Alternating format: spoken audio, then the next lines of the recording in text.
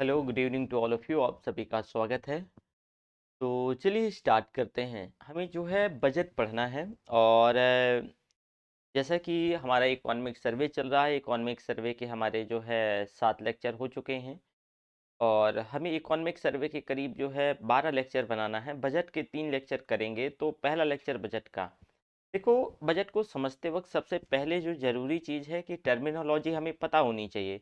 अगर हम टर्मिनोलॉजी नहीं समझ पाएंगे, नहीं हमें पता होगी, नहीं जान पाएंगे, जो बजट को समझ पाना बहुत मुश्किल है। देखो, हम हमेशा जो है अपने घर में आय और व्यय का ब्यौरा ब्यौरा जो है बनाते रहते हैं। और अपने घर की इस बजट प्लानिंग में हम जो है लेखा जोखा करते हैं। जो बजट की प्लानिंग होती है तो इसमें आय व्यय में हम क्या करते हैं, लेखा जोखा करते हैं कि कहाँ कितनी आमदनी होगी, कहाँ कितना पैसा खर्चा किया जाएगा, और महीने की आखिरी में कितने पैसे बचेंगे, और फिर किससे कितना उधार लेना पड़ेगा अपने खर्चों को चलाने के लिए। दरअसल अपने उधार के बोझ को कम करने के लिए हम अपने खर्च में कटौती करते हैं।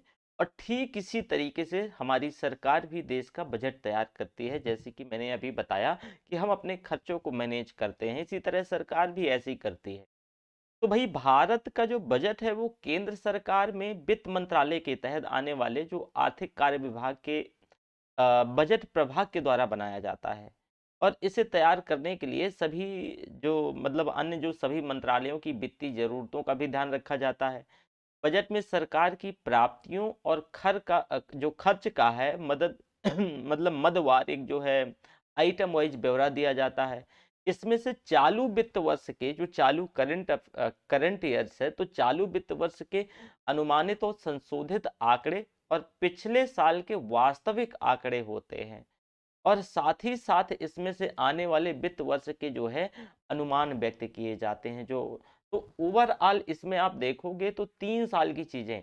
एक तो मैंने बताया कि जो करंट ईयर्स है, जो करंट ईयर्स है, तो चालू वित्त वर्ष के अनुमानित और संशोधित आंकड़े, जो अनुमानित आंकड़े हैं, जो संशोधित आंकड़े हैं, और पिछले साल के वास्तविक आंकड़े, तब लास्ट ईयर के जो एक्चुअल आंकड़े हैं, और साथ ही जो है आने वाले वित्त वर्ष के जो अनुमान, मतलब आने वाला जो वित्त वर्ष है उसके अनुमानित व्यय व्यक्त किए जाते हैं। अब भाई, सबसे पहला सवाल ये है कि वित्त वर्ष क्या है। क्वेश्चन तो पहले सबसे पहले बच्चों का यही हो जाता है कि सर वित्त वर्ष क्या है। तो दरअसल वित्तीय मामलों के हिसाब किताब के लिए एक आधार वर्ष होता है। देखो, जो वित्तीय मामले हैं इनके हिसाब किताब के लिए एक जो है आधार वर्ष होता है। और इसी को हम वित्त वर्ष कहते हैं। अब हम अपने देश में जो 1 अप्रैल यानी फर्स्ट अप्रैल के से जो है 31 मार्च 31 मार्च के बीच की अवधि को जो है वित्त वर्ष माना जाता है। और जो मौजूदा वित्त वर्ष जो है, बजट वित्त वर्ष, ये जो है 2023-24 के लिए जो है आया है। इसके बारे में हम बात कर लेते हैं, है ना।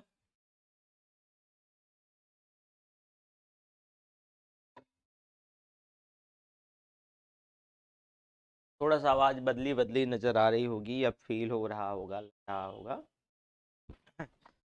चलो, देखो, तो वार्षिक वित्तीय विवरण, सबसे पहले तो हम बजट और संवैधानिक प्रावधान की बात करें तो भारतीय संविधान में सीधे तौर पे बजट का कोई जिक्र नहीं है। सीधे तौर पे भारत के संविधान में बजट का कहीं कोई प्रयोग नहीं किया गया है। बल्कि इसे संविधान के आर्टिकल 112, अनुच्छेद 112 में एनुअल फाइनेंशियल स्टेटमेंट कहा गया है। क्या कहा गया है? Annual financial statement. और फाइनेंशियल स्टेटमेंट में अनुमानित प्राप्तियां और खर्चों का उस साल के लिए सरकार का विस्तृत जो है ब्यौरा होता है।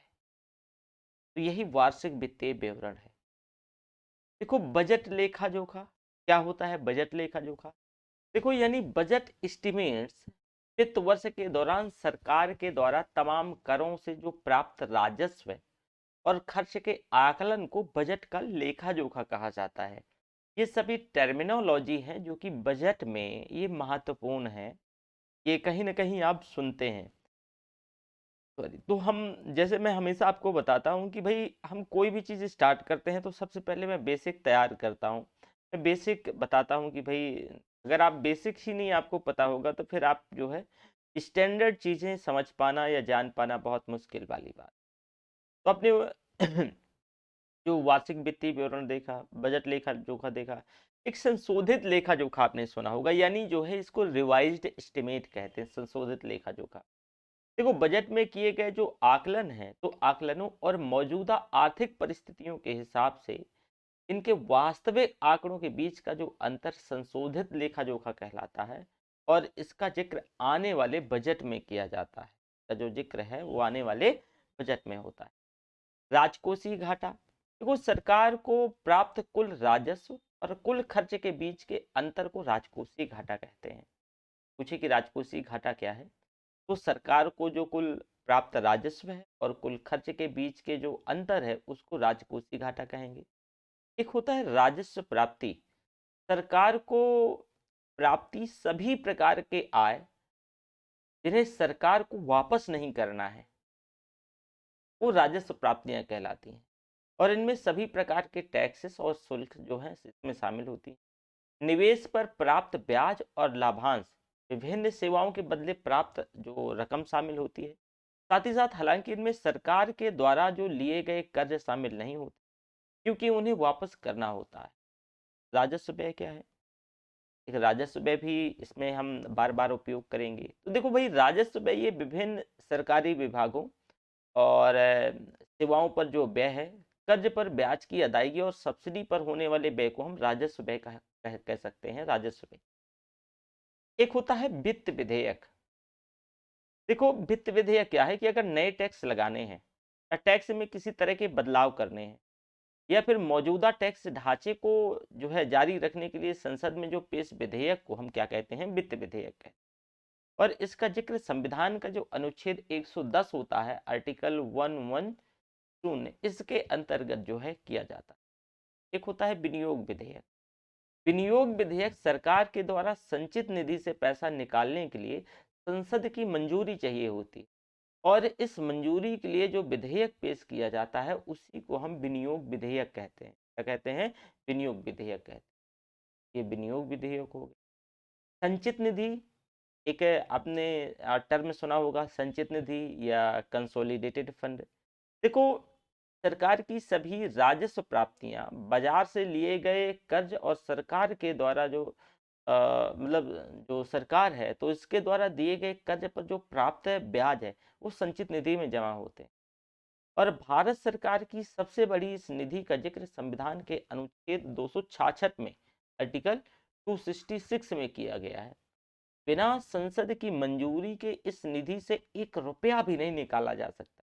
अगर आप चाहो कि 1 रुपया आपको निकालना है तो बिना आप जो है कंसोलिडेटेड फंड से जो है संसद अगर मंजूरी नहीं देता है तो नहीं निकाल सकते। एक होता है आकस्मिक निधि या कंटिंजेंसी फंड या इमरजेंसी वाला फंड जो है, तो इस निधि को इसलिए बनाया गया है ताकि कभी इमरजेंसी खर्च की जरूरत पड़े तो संसद की स्वीकृति के बिना भी पैसा निकाला जा सके। अगर मान लो कोई अचानक से इमरजेंसी आन पड़ी है तो कंसोलिडेटेड फंड से तो भाई संसद की मंजूरी लेना पड़ेगा, ठीक है, लेकिन यहाँ संसद की मंजूरी की जरूरत नहीं है। एक होता है पूंजीगत प्राप्तियां। देखो सरकार के द्वारा बाजार के लिए जो लिए गए कर्ज हैं वो आरबीआई से लिया गया कर्ज और विनिवेश के जरिए प्राप्त आमदनी को पूंजीगत प्राप्तियों के अंतर्गत रखा जाए। एक होता है पूंजीगत व्यय। देखो सरकार के द्वारा अधिग्रहण किए गए तमाम जो परिसंपत्तियों पर जो हुआ खर्च है उसको पूंजीगत व्यय कहते हैं। तो ये तो पूंजीगत व्यय हो गया। सकल घरेलू उत्पाद यानी जीडीपी। देखो अमूमन जो है एक वित्त वर्ष में देश की सीमाओं के भीतर उत्पादित सभी वस्तुओं और सेवाओं का मौद्रिक मूल्य सकल घरेलू उत्पाद कहला। सकल राष्ट्रीय उत्पाद यानी जीडीपी, सॉरी जीएनपी यानी सकल राष्ट्रीय उत्पाद।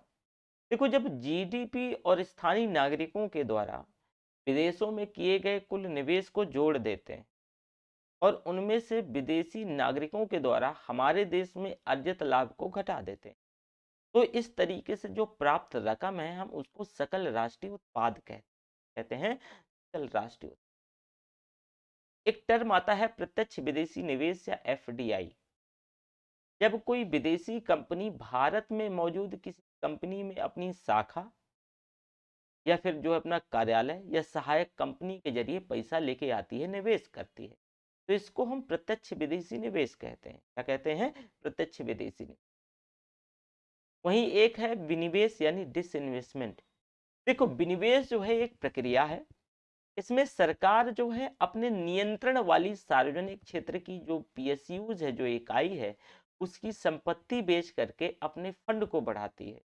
और सरकारें यह अपने खर्च और आय के बीच के अंतर को भी कम करने का प्रयास करती हैं, इसके माध्यम से, विनिवेश के माध्यम से, डिसइन्वेस्टमेंट के माध्यम से।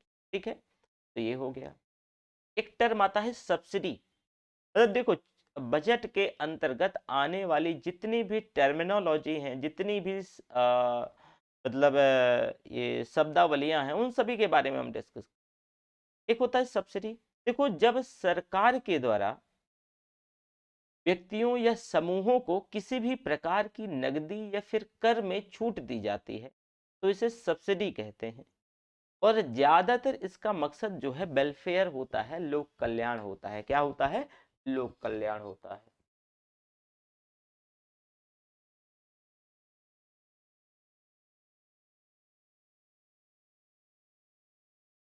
सार्वजनिक खाता या पब्लिक अकाउंट।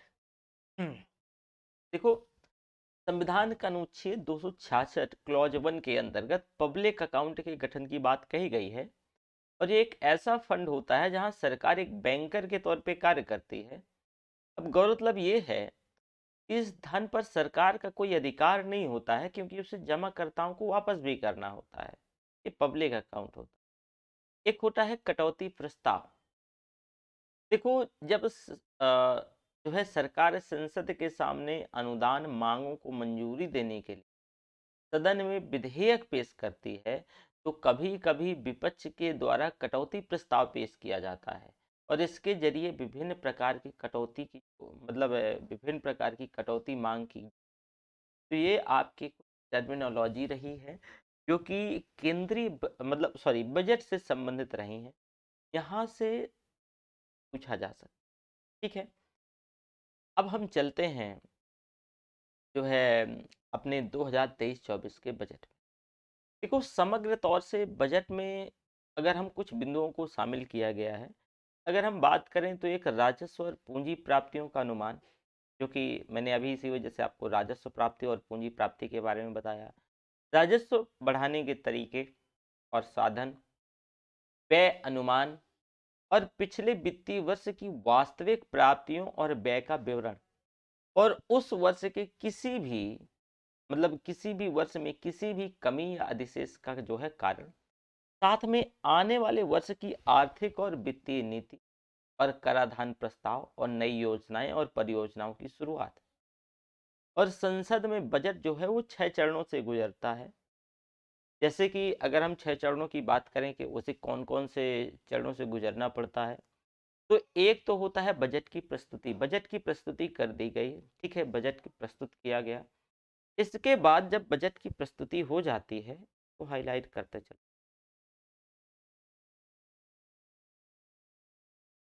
तो एक तो हो गया भैया बजट की प्रस्तुति, हमने जैसे बजट की प्रस्तुति। फिर होती है आम चर्चा। ठीक है, जब हाउस चलता है तो आम चर्चा होती है। फिर विभागीय समितियों के द्वारा जो है जांच की, तो विभागीय अनुदान मांगों पर फिर मतदान होगा, जो मांगे हैं। विनियोग विधेयक पारित करना, जो कि चौथा है। और फिर वित्त विधेयक पारित कर, और फिर वित्त मंत्रालय के अंतर्गत जो आर्थिक मामलों के विभाग का जो है बजट प्रभाग, बजट तैयार करने के लिए जो है जिम्मेदार केंद्रीय निकाय। और स्वतंत्र भारत का जो पहला बजट, ये तो आपको पता है, बजट वर्ष 1947 में प्रस्तुत। ये ऑलरेडी हमने जो है जब बजट आया था तो उसमें हमने डिस्कस किया था सामान्य चीज।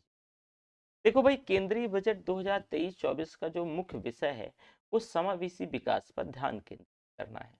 इस पे जो इंक्लूसिव डेवलपमेंट, समावेशी विकास पर क्या करना है, ध्यान केंद्रित करना है, जो कि विशेष तौर से सबका साथ और सबके विकास की अवधारणा को प्रोत्साहित करता है। अब इसमें किसान, महिला, युवा, अनुसूचित जाति, अनुसूचित जनजाति, अन्य पिछड़ा वर्ग यानी जो अदर बैकवर्ड क्लासेस है, दिव्यांगजन, और जो पीडब्ल्यूडीज यानी जो इकोनॉमिक तौर से जो ईडब्ल्यूएस इकोनॉमिक तौर से जो कमज़ोर हैं, तो इनके लिए। वहीं वंचितों को समग्र प्राथमिकता, यहाँ वंचितों को वरीयता की बात करी गई। और साथ ही साथ ये प्रमुख पॉइंट मैं बता रहा हूँ आपको, जम्मू कश्मीर और लद्दाख और पूर्वोत्तर क्षेत्र जो नॉर्थ ईस्ट है, उसमें केंद्र शासित प्रदेशों पर भी निरंतर ध्यान केंद्रित किया गया है। और यहाँ जरूरत भी है, आपको याद होगा कि एक नाम मैं आपको फुनसुक वांगडू, फुनसुक वांगडू आपने सुना होगा नाम।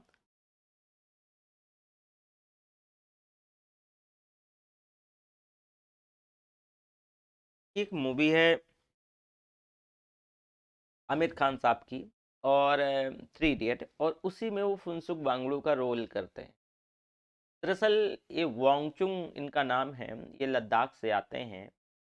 और आजकल ये जो है लद्दाख को छठी अनुसूची में शामिल करने की लगातार जो है ये मांग कर रहे हैं, छठी अनुसूची में शामिल करना चाहते हैं। तो ही अगर मान लो कि लद्दाख वाले क्षेत्र का अगर हम जो है बजट बढ़ा देते हैं, पैसे बढ़ा देते हैं, तो ऑब्वियसली क्या होगा कि उस जो उनकी समस्या है, हो सकता है थोड़ा बहुत उनकी समस्या जो है सॉल्व हो। हालांकि उनका मानना ये है कि अगर हम बात करें,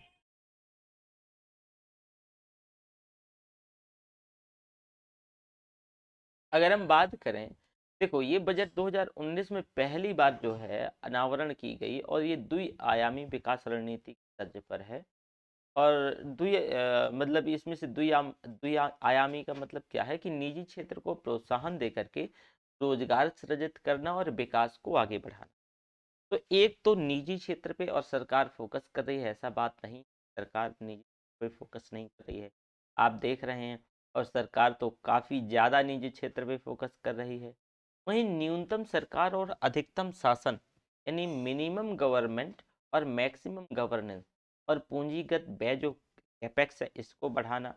वहीं विनिवेश के माध्यम से अधिक राजस्व, ये कुछ इम्पॉर्टेंट पॉइंट रहे हैं।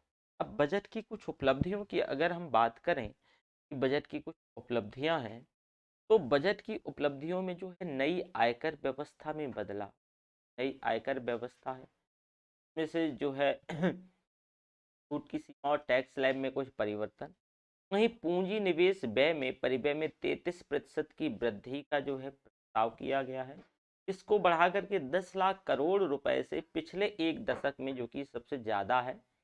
सीमा शुल्क में परिवर्तन, मोबाइल फोन निर्माण, झींगा हेतु जो है खाद्य आदि के लिए जो निविष्टियों में आयात में कमी, और सिगरेट, सोने की जो है वस्तुएं, यौगिक रबड़, इस आयात में वृद्धि की बात करी गई है।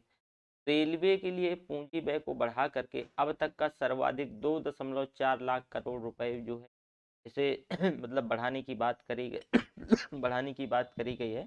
तो कुछ चीज़ें ये हैं। देखो अमृत काल के लिए एक बजट का विजन है, और हमारी मंत्री साहिबा जो हैं स्टार्टिंग यहीं से करती हैं कि भारत की जो वित्त मंत्री रही, इसे अमृत काल में पहला बजट कहा गया है। और अमृत काल का विजन जो है एक सशक्त और समावेशी अर्थव्यवस्था है, जो कि एक मजबूत वित्तीय क्षेत्र के साथ प्रौद्योगिकी संचालित और ज्ञान आधारित। और अमृत काल के लिए विजन को लेकर के यहाँ पर आप देखें, तो विजन को लेकर के इसमें से तीन चीज़ों पर बहुत ज़्यादा फोकस है। एक तो ये है कि भाई युवा वर्ग पर विशेष ध्यान देते हुए नागरिकों के लिए अवसर उपलब्ध करवाना, साथ में रोजगार सृजन में वृद्धि करना, और सुदृढ़ और स्थिर जो है बृहत और आर्थिक वातावरण, इस पे बात करी गई है। तो बजट में इंडिया मतलब जो है एट द रेट 100 तक पहुंचने से पहले 4 परिवर्तनकारी अवसरों को पहचान दी गई। एक तो स्वयं सहायता समूहों के माध्यम से जो महिलाओं का आर्थिक सशक्तिकरण, विमेन एम्पावरमेंट। दूसरा कि पीएम विश्वकर्मा कौशल सम्मान विकास, और वहीं मिशन मोड में जो है पर्यटन को बढ़ावा और हरित विकास। बजट 2023-24 की प्राथमिकताओं में जो सबसे महत्वपूर्ण है वो सप्तऋषि है, 7 प्राथमिकताएं हैं। तो मैं आपको यहाँ पर दिखाता हूँ, देखिए इसमें से जो है सप्तऋषि क्योंकि बहुत बजट पे मतलब ये प्राथमिकता है, प्रायोरिटी दी गई है। तो समावेशी विकास, समावेशी विकास नंबर एक। दूसरा कि अंतिम छोर तक पहुंचना। वहीं युवा शक्ति, वित्तीय क्षेत्र में सुधार, हरित विकास, क्षमता को उभारना और अवसंरचना और निवेश को क्या करना, बढ़ावा देना। तो इस समावेशी विकास में अब देखो, प्राथमिकता के अंतर्गत समावेशी विकास की बात करें तो जैसे कि ग्रामीण घरों को करीब 9 करोड़ पेयजल कनेक्शन किए गए हैं।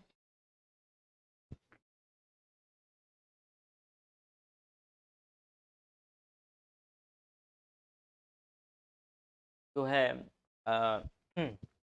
ग्रामीण घरों को कितना, 9 करोड़ जो है पेयजल कनेक्शन दिए गए हैं, यहाँ पर आप देखें।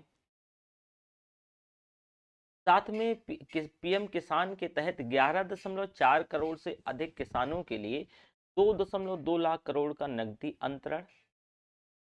और इसमें से यानी पीएमएसबीवाई और जो है पीएमजेजेवाई के तहत 44.6 करोड़ व्यक्तियों के लिए बीमा कवर।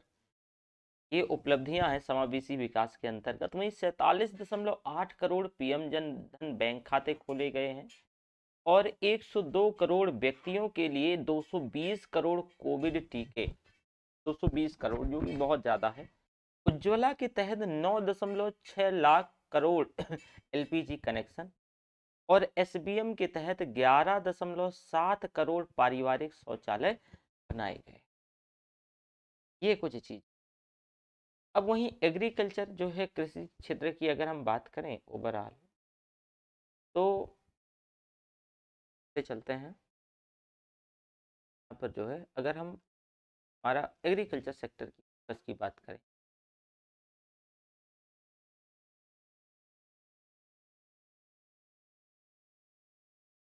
देखो डिजिटल सार्वजनिक और संरचना, ओपन सोर्सेस, ओपन स्टैंडर्ड और इंटर ऑपरेबल जो है ऑपरेबल पब्लिक बेनिफिट के तौर पर कृषि के लिए डिजिटल सार्वजनिक और संरचना विकसित की जाएगी, जिसके लिए हम जैसे कि समावेशी किसान केंद्रित समाधान,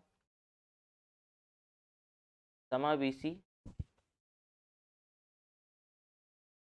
समावेशी किसान, समावेशी किसान केंद्रित समाधान, केंद्रित समाधान। तो फसल योजना क्या है? फसल योजना स्वास्थ्य के लिए प्रासंगिक जो है सूचना सेवाएं। वहीं कृषि इनपुट, कृषि इनपुट, कृषि इनपुट, ऋण और बीमा तक जो है बेहतर पहुंच, कृषि प्रौद्योगिकी उद्योग और स्टार्टअप्स का विकास समर्थन। कृषि इनपुट। और तीसरा है कृषि प्रौद्योगिकी, कृषि प्रौद्योगिकी, प्रौद्योगिकी उद्योग और स्टार्टअप्स का विकास समर्थन। कृषि स्टार्टअप्स के लिए वित्त पोषण, ग्रामीण क्षेत्रों में युवा उद्यमियों के द्वारा कृषि स्टार्टअप्स को प्रोत्साहित करने के लिए कृषि त्वरक कोष की स्थापना की जाएगी। वहीं कृषि ऋण, पशुपालन, डेयरी और मत्स्य पालन पर ध्यान देने के साथ साथ कृषि लक्ष्य मतलब जो है कृषि लक्ष्य को बढ़ा करके 20 लाख करोड़ रुपए किया। मछुआरे, बिजली, अ, मछली विक्रेता, एमएसएमई के लिए 6,000 करोड़ रुपए में लक्षित निवेश के साथ जो है पीएम मत्स्य संपदा की एक नई उप योजना शुरू की जाएगी।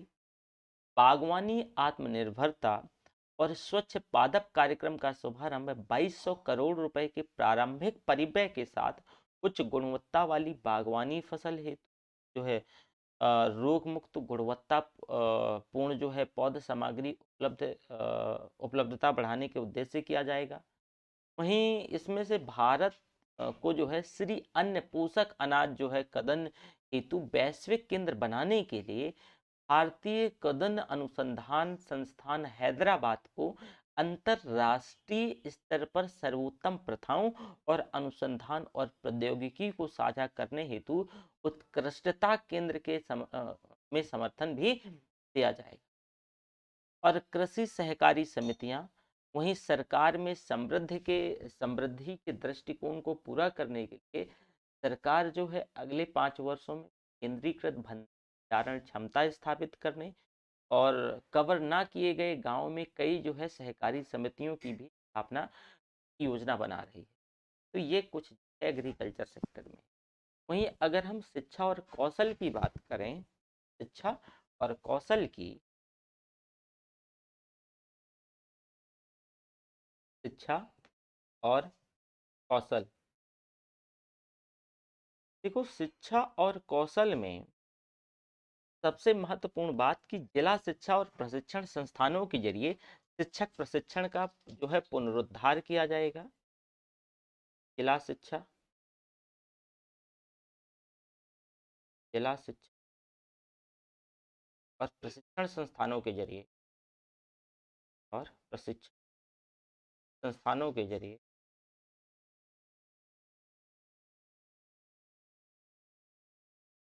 स्थानों के जरिए स्थानों के जरिए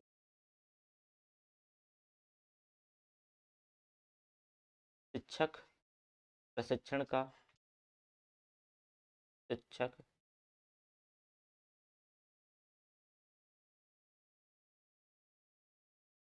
प्रशिक्षण का पुनरुद्धार पुनरुद्धार वहीं बच्चों और किशोरों के लिए राष्ट्रीय डिजिटल पुस्तकालय की स्थापना,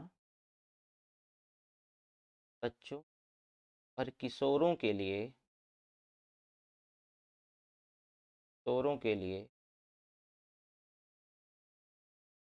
राष्ट्रीय डिजिटल लाइब्रेरी, राष्ट्रीय डिजिटल लाइब्रेरी लाइब्रेरी की स्थापना। और साथ ही साथ पंचायत और वार्ड स्तरों पर, पंचायत और वार्ड स्तरों पर वार्ड स्तरों पर पुस्तकालय खोलने के लिए,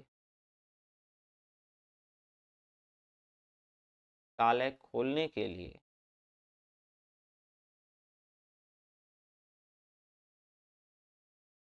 पुस्तकालय खोलने के लिए राज्यों को प्रोत्साहित करना, राज्यों को प्रोत्साहित करना, राज्यों को प्रोत्साहित करना। ये साथ में शिक्षा और कौशल के लिए। स्वास्थ्य के लिए अगर हम बात करें, स्वास्थ्य के लिए, तो स्वास्थ्य के लिए वर्ष 2014 से 14 है, वर्ष 2014 से स्थापित मौजूदा 157 चिकित्सा महाविद्यालयों के साथ 157 नए नर्सिंग कॉलेज, जो कि मोस्ट इम्पॉर्टेंट है, मतलब कॉलेज के साथ साथ नर्सिंग कॉलेज भी खोले जाएंगे।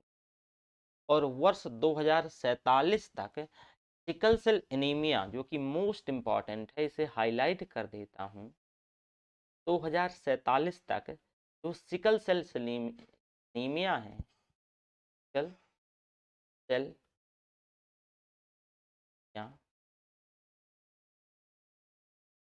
एनीमिया के उन्मूलन हेतु एक कार्यक्रम शुरू किया जाएगा। इसमें से शामिल होगा जागरूकता बढ़ाना, क्या होगा, जागरूकता बढ़ाना, जागरूकता बढ़ाना। साथ में प्रभावित आदिवासी क्षेत्रों में 7 करोड़ लोगों यानी करीब 40 वर्ष की आयु का जो यूनिवर्सल स्क्रीनिंग है, केंद्र और राज्यों के सहयोगात्मक प्रयासों के माध्यम से जो है परामर्श, और सबका साथ और सबका विकास जो समावेशी विकास, स्वास्थ्य के लिए करीब 43 नर्सिंग कॉलेज स्थापित करना, साथ में जो है सिकल सेल एनीमिया उन्मूलन मिशन शुरू करना, फार्मास्यूटिकल विकास अनुसंधान को बढ़ावा देने के लिए नया कार्यक्रम शुरू करना, और आईसीएमआर की चुनिंदा प्रयोगशालाओं में सुविधाओं के जरिए सरकारी और निजी संयुक्त चिकित्सा अनुसंधान को प्रोत्साहित कर। तो ये कुछ चीजें हैं, ये प्राथमिकता जो है आपकी, जो प्राथमिकता 1 है उसके अंतर। प्राथमिकता 2, आपको मैंने 7 प्राथमिकताएं बताई थी, 7 प्राथमिकता। तो उस 7 प्राथमिकता में हमने जो है एक चीज देखा। अब जो है अंतिम छोर तक पहुंचना, देखो ये 7 प्राथमिकताएं थी हम, तो हमने समावेशी विकास को समझा। अभी तक मैं आपको आपके साथ समावेशी विकास को डिस्कस, अब हमें अंतिम छोर तक पहुंचना, इसको जरा समझने का प्रयास करें। देखो अंतिम छोर तक पहुंचने में सबसे पहले आता है नया आकांक्षी ब्लॉग। नया आकांक्षी, नया आकांक्षी ब्लॉग। अभी तक तो हम जिलों की बात कर रहे थे, ब्लॉक कार्यक्रम। कार्यक्रम देखो, आकांक्षी जिला कार्यक्रम की सफलता के आधार पर आकांक्षी ब्लॉक कार्यक्रम, और हाल ही में 500 ब्लॉक, मोस्ट इंपॉर्टेंट है कि 500 ब्लॉकों को कवर करते हुए शुरू किया गया था। इसका उद्देश्य स्वास्थ्य, पोषण, शिक्षा और कृषि, जल संसाधन, वित्तीय समावेश, कौशल विकास और बुनियादी ढांचे जैसे कई क्षेत्रों के प्रदर्शन में है सुधार करना। साथ ही साथ प्रधानमंत्री कमजोर जनजातीय समूह जो पीवी टी ग्रुप हैं, तो उनका जो है उनके विकास मिशन की बात करी गई है। तो विशेष तौर से कमजोर जनजातीय समूह जो जो है पर्टिकुलरली वल्नरेबल ट्राइबल ग्रुप्स, जो तो इसकी सामाजिक आर्थिक स्थितियों में सुधार करने के लिए प्रधानमंत्री पीबीटी विकास मिशन शुरू किया जाएगा। और इससे पीबीटीजी जो है, पीबीटीजी परिवारों और बस्तियों को सुरक्षित आवास, स्वच्छ पेयजल, स्वच्छता, शिक्षा, स्वास्थ्य और पोषण, वहीं सड़क और दूर संचार कनेक्टिविटी, स्थायी आजीविका के अवसरों तक जो है बेहतर पहुंच जैसी बुनियादी सुविधाओं का लाभ उठाने में भी मदद मिले। वहीं अनुसूचित जनजातियों के लिए विकास कार्य योजना के तहत अगले 3 वर्षों में मिशन को लागू करने के लिए 15,000 करोड़ रुपए की राशि उपलब्ध कराई जाएगी।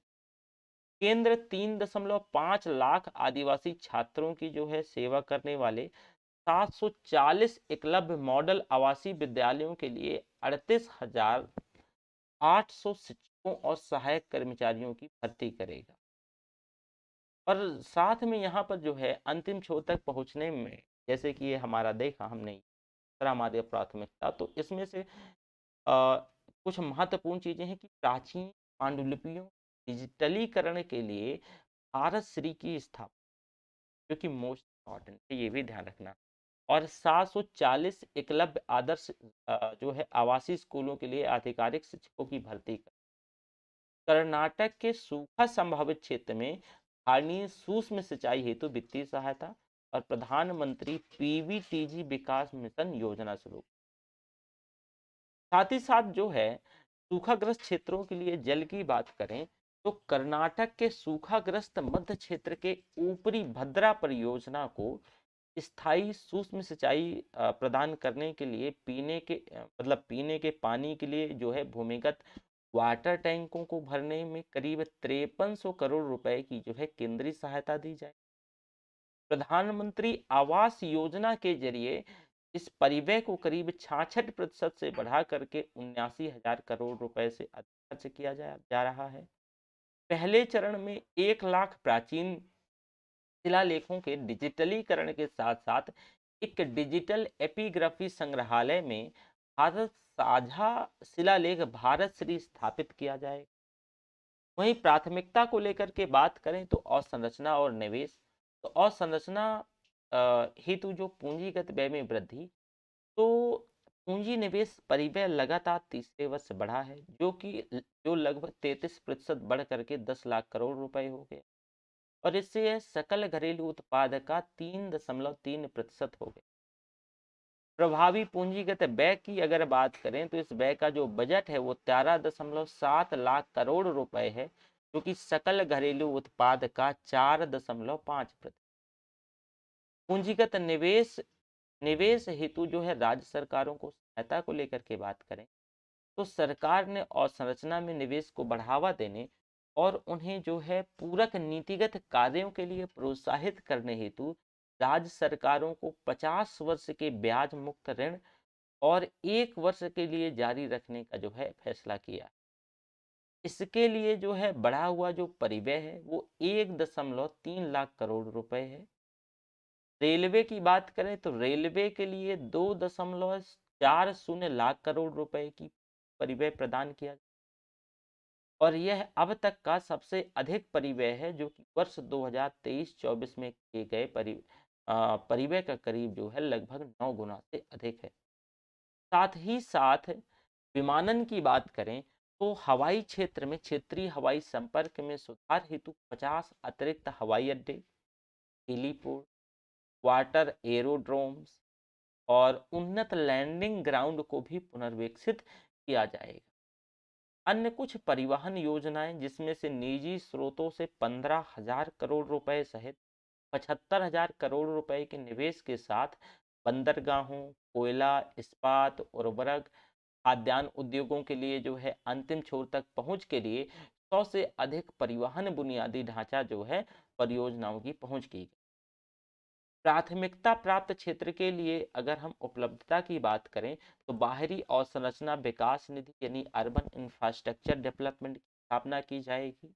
वहीं यूआईडीएएफ का प्रबंधन जो राष्ट्रीय आवास बैंक के द्वारा जो है किया जाएगा और टीयर 2 और टीयर 3 जो शहरों में शहरी बुनियादी ढांचा तैयार करने के लिए सार्वजनिक एजेंसियों के द्वारा जो है इसका उपयोग किया जाएगा और इस उद्देश्य के लिए वार्षिक आधार पर जो है 10,000 करोड़ रुपए के मतलब फंड आवंटित किए जाएं। तो अवसंरचना और निवेश में अवसंरचना और जो है उत्पादक क्षमता में निवेश बढ़ाने के लिए प्रोत्साहन, गुणक प्रभाव और विकास और रोजगार में वृद्धि करनी होगी।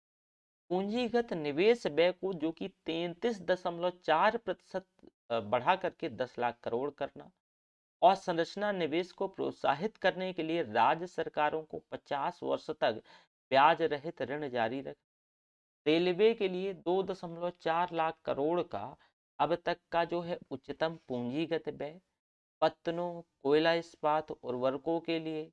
वहीं एंड टू एंड कनेक्टिविटी हेतु निर्दिष्ट जो है 100 परिवहन और संरचना परियोजना। वहीं यूआईडीएफ की स्थापना द्वारा श्रेणी 2 और 3 जो श्रेणी 3 शहरों में शहरी अवसंरचना का सृजन करना, क्षमता को उजागर करना प्राथमिकता जो है आपकी जो चौथी प्राथमिकता है। तो चौथी प्राथमिकता के अंतर्गत जो आपको क्षमता को उभारना और संरचना और निवेश में मैं आपको जो प्राथमिकता बताई। चौथी प्राथमिकता देखो भाई, अनुपालन को कम करना और जन विश्वास विधेयक को बढ़ाना। कंपनी अधिनियम 2013 में किए गए संशोधनों के तहत व्यापार सुगमता को बढ़ाने के लिए 39,000 से अधिक अनुपालन जो कम किए गए और 34,000 से अधिक कानूनी प्रावधानों को जो है गैर अपराधीकृत किया गया। साथ ही साथ विश्वास पर आधारित शासन को बढ़ाने के लिए सरकार ने 42 केंद्रीय अधिनियमों में संशोधन के लिए जन विश्वास विधेयक पेश किया। एआई के लिए उत्कृष्टता केंद्र यानी जो make AI in India and make AI work from India, इसके विजन को साकार करने के लिए शीर्ष मतलब उत्कृष्ट और शीर्ष शीर्ष जो है शैक्षणिक संस्थानों में आर्टिफिशियल इंटेलिजेंस के ये तीनों उत्कृष्टता केंद्र स्थापित किए जाएंगे। साथ में कृषि, स्वास्थ्य और स्थायी शहरों में अनुसंधान, अत्याधुनिक जो है अनुप्रयोगों को विकसित करने और बेहतर समाधान पेश करने में अग्रणी उद्योग के अभिकर्ता जो है महत्वपूर्ण भूमिका निभाएं।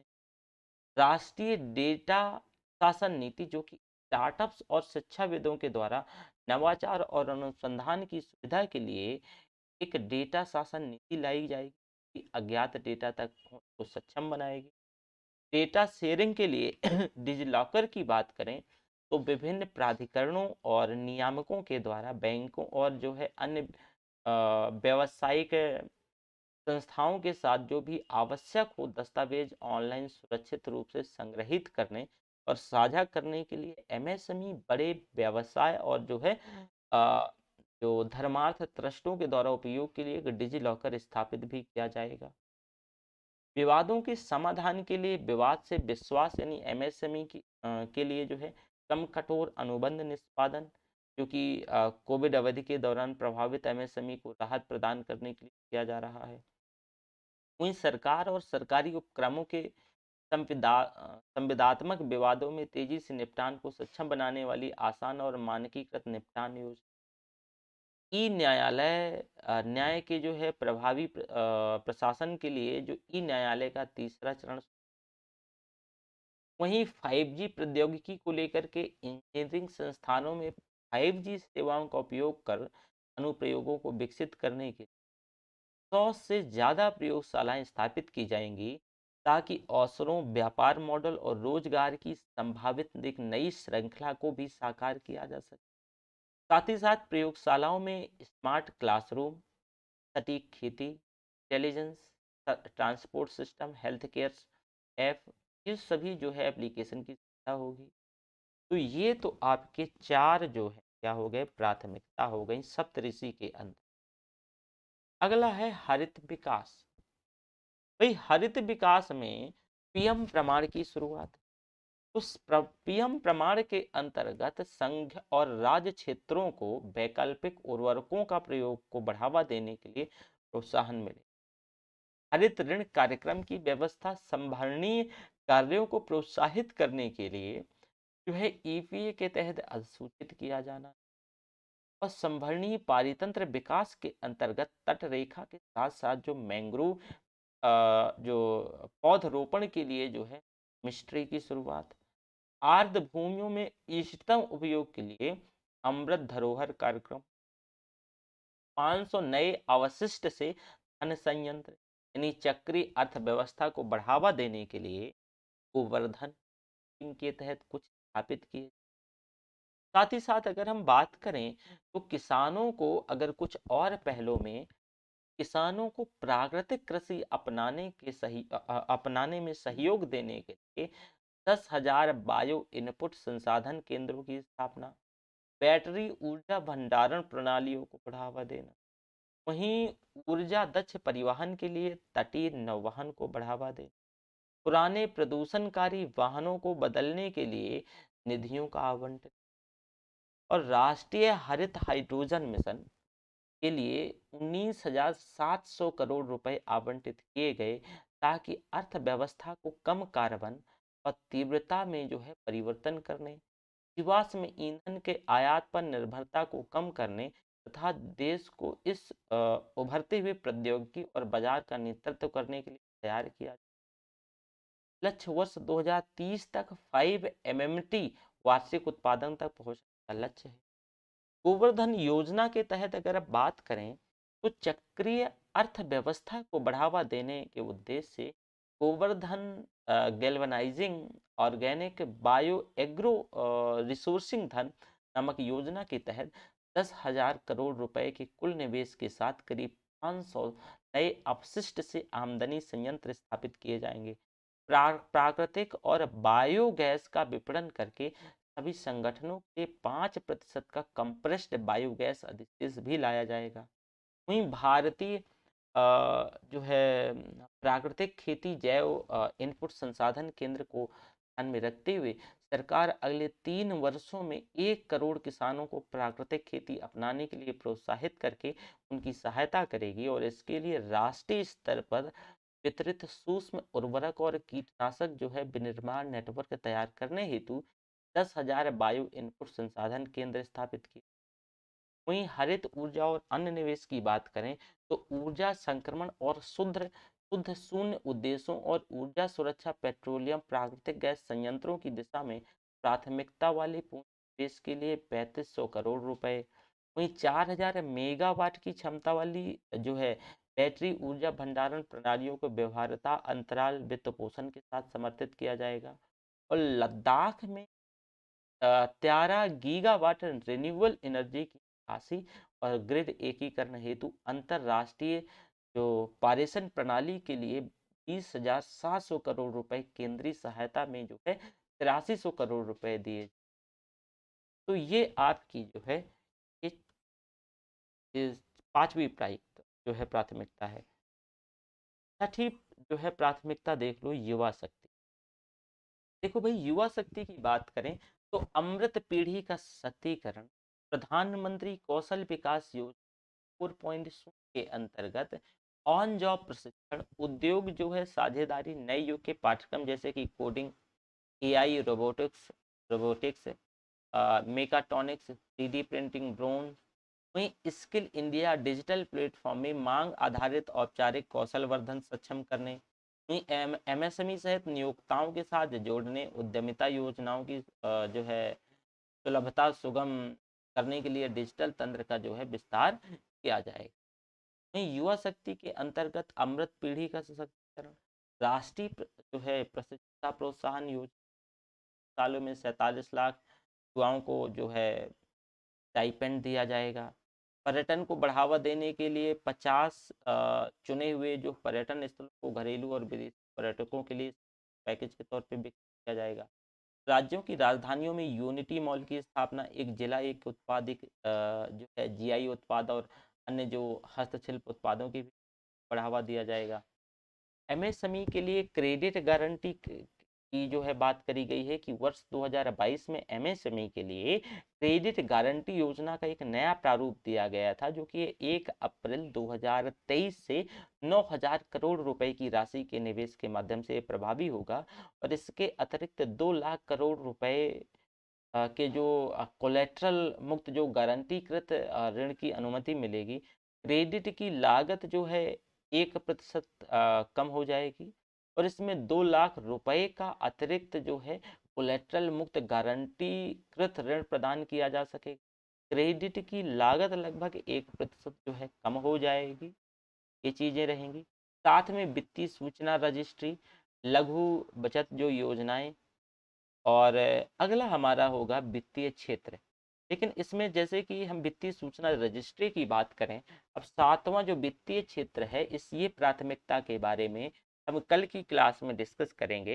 लेकिन एक जो है वित्तीय सूचना रजिस्ट्री, देखो वित्तीय और सहायता सूचनाओं के केंद्रीय भंडार के तौर पे काम करने के लिए एक राष्ट्रीय वित्तीय सूचना रजिस्ट्री की स्थापना की जाएगी। और यह ऋण के कुल प्रवाह की स्थापना प्रदान करेगा, जो कि वित्तीय समावेशन और वित्तीय स्थिरता को बढ़ावा देगा। और एक नया विधायी ढांचा जिसे आरबीआई के परामर्श के द्वारा तैयार किया जाएगा और इस क्रेडिट सार्वजनिक बुनियादी ढांचे को नियंत्रित करेगा। वहीं लघु बचत योजनाओं की बात करें तो आज़ादी का अमृत महोत्सव मनाने हेतु जो है एक बार नई लघु बचत योजना, महिला सम्मान बचत प्रमाण पत्र को मार्च 2025 तक 2 साल की अवधि के लिए उपलब्ध कराया जाएगा। और यह आंशिक निकासी विकल्प के साथ महिलाओं या फिर लड़कियों जो कि 7.5% की निश्चित ब्याज दर के नाम पर 2 लाख रुपए तक की जमा सुविधा प्रदान करेगा। वरिष्ठ नागरिक बचत योजना के लिए अधिकतम जो है जमा सीमा 15 लाख रुपए से बढ़ा करके 30 लाख रुपए की जाएगी। और मासिक आय खाता योजना के लिए अधिकतम जो जमा सीमा है वो 4.5 लाख रुपए से बढ़ा करके वो 9 लाख रुपए क्या है की जाएगी। और एकल खाते के लिए है, और जो कि 9 लाख रुपए से बढ़ा करके 15 लाख रुपए, ये जो कि ज्वाइंट जिनके खाते हैं उनके लिए जो है 15 लाख रुपए की जाए। तो ये आपका हरित विकास भी हमारा वित्तीय क्षेत्र यही रह गया है एक जो सप्तऋषि के अंतर्गत। तो कल की क्लास में हम वित्तीय क्षेत्र के बारे में आपसे डिस्कस करेंगे और फिर इसके बाद जो है आगे चीजें। तो ये क्लास हम यहीं तक रखते हैं, ठीक है। मैं आशा करता हूँ कि आप जो है समझ गए होंगे अच्छे तरीके से, और फिर जो है अगली क्लास में मिलेंगे। Thank you very much.